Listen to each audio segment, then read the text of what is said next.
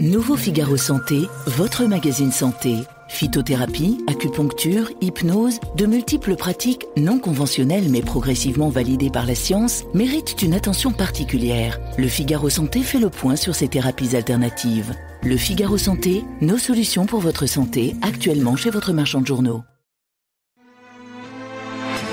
Les podcasts du Figaro. Imaginez, on vous sert 2 verres de vin. Même robe, même nez, même texture. L'un coûte 9 € et l'autre 89. Devinez lequel vous préférez. Spoiler, vous préférez le deuxième. Pas parce qu'il est meilleur, mais parce qu'il est plus cher et que votre cerveau adore se faire avoir. Et je vais vous expliquer pourquoi.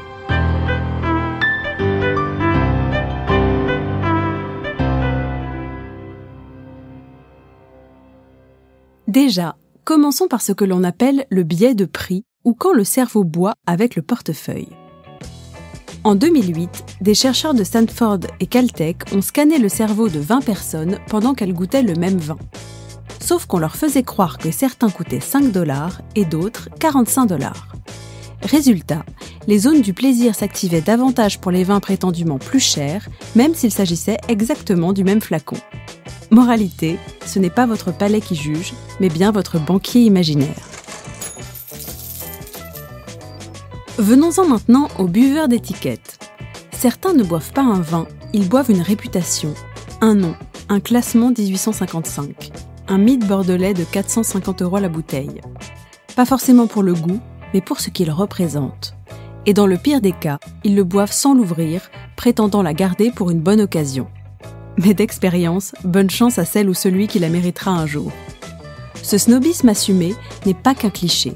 Selon une étude d'Oxford, 80% des consommateurs non experts estiment que le prix est un critère de qualité, avant même la provenance ou le cépage. On pourrait croire que seuls les néophytes se laissent piéger, mais au risque de vous décevoir, ça arrive aussi aux pros, moi compris.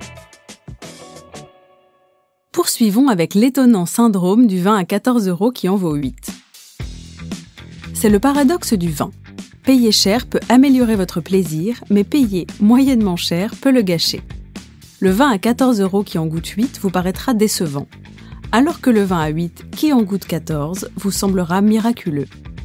C'est là qu'intervient le biais de cohérence. On attend d'un vin cher qu'il soit complexe, long, expressif. S'il est simplement bon, ce sera quasiment une trahison. Enfin, parlons un peu des dégustations à l'aveugle ou la chute libre des illusions. Parce que dans ce genre de concours, les hiérarchies s'effondrent. En 2011, une étude française a montré que des vins à moins de 10 € obtenaient les mêmes notes, voire meilleures, que des grands crus classés lorsque les dégustateurs ignoraient leur identité. C'est dur pour l'ego, mais rassurant pour vos finances. Alors pourquoi persiste-t-on à croire qu'un vin cher est nécessairement meilleur ? Parce que notre cerveau déteste l'incertitude.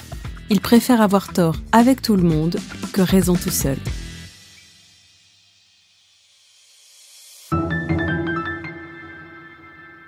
Merci d'avoir écouté ce podcast. Je suis Alicia Doré, journaliste vin.